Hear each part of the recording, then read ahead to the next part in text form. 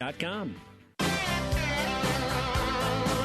Back on the show that's all about small business, jobs, and entrepreneurship. You're listening to Get Down to Business, where you can find all of our podcasts online at shalomklein.com. And now, back to the show that's all about small business, jobs, and entrepreneurship. And we're thrilled to have Joel White from the Council for Affordable Health Coverage. Thanks for joining us, Joel, on the program. Yeah, you're welcome, and good to be here. All right. So, Joel, you've got your work cut out. I know over the past few weeks, many small business owners have been swarming D.C. to oppose Obamacare fines. Can you tell us the latest about what's going on in the regulatory world and what your advocacy efforts are all about? Yeah, and you need to stick with me a little bit here because as with things healthcare and Obamacare related, it gets a little complicated, but let's break it down. I think most people know that the Affordable Care Act requires individuals and larger businesses to provide health coverage or to obtain health coverage. But for small businesses, those with less than 50 employees, there's no employer mandate. There's no requirement that they actually provide health care coverage to employees. But I think a lot of small businesses want to do right by their employees. They help them with their health care costs through a number of different vehicles. 32% of them provide health coverage, for example, but 14% of them take advantage of an account called a health reimbursement arrangement, and these are tax-preferred accounts. They're deductible to the employer, and they're excludable from income to the employee. These are accounts that are set up by employers that help people afford things like maybe they've got an individual insurance policy and they use it for a premium, or it's for a preventive physical once a year, or maybe for eyeglasses, things like that.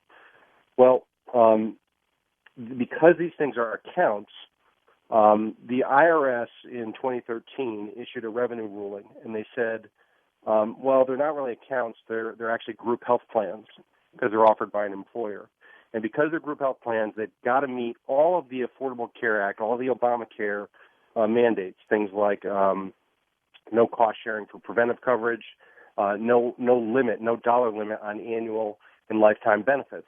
Well, because the average contribution to the account is about $1,000, by definition, these things have an annual limit. And so as of July 1, what the IRS has said is that these accounts, if they're not paired with a major medical policy, will subject employers with less than all employers, but any employer who doesn't offer it with major medical would get subject to a $100 per employee per day fine.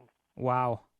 That's $36,500 per year. An IRS healthcare fine that could total $36,500. That can have devastating impacts. And we're not talking about something a year in the future. We're talking about something, Joel, if I understand correctly, that actually began July 1. July 1. So we just got through our first month's worth of penalties. And you know, for a lot of small businesses, they set these accounts up. Maybe their plan year runs June to June. They don't all run on a calendar year. They've made promises to their employees and said, I'm going to provide this HRA to you. Well, they're starting to get notices to say, well, these things, in fact, are subject now to $100 per employee per day fine. Well, we just got through 31 days. That's potentially $3,100 per employee in fines. So, Joel, what reaction are you getting on Capitol Hill? Is there any potential that the burden can be lightened on small business owners and so many other people out there that will be impacted by this fine that, as you said a moment ago, can total as much as $36,500 per employee? Per employee. The reaction I'm getting from Republicans and Democrats alike is, are you kidding me? Like, seriously, are you kidding me? This is the ruling because, again, they're small businesses. They want to do right by their employees, and they're getting fined for doing it, okay? And there's no employer mandate on these guys. So if that's the reaction, what's next? So that was the first reaction. The second reaction is we got a couple of congressmen, Mike Thompson from California, Democrat, and Charles Bustani from Louisiana, Republican, and then Senator Chuck Grassley from Iowa and Senator Heidi Heitkamp from North Dakota, who have introduced legislation to basically repeal the fine for small businesses, anyone with less than 50 employees. And we're strongly supportive of that. We'd encourage anyone who's listening out there to go to cahc.net There's a take action page there. You just click on that. You can see who your member of Congress is.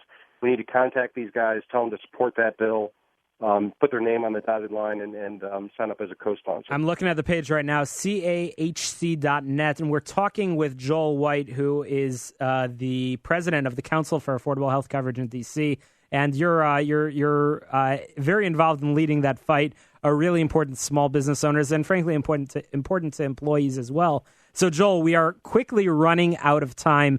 Tell me, was the council formed as a reaction to Obamacare, or were you around before as well? We've been around since 2001, and so we've been fighting for affordable coverage for almost 2 decades now.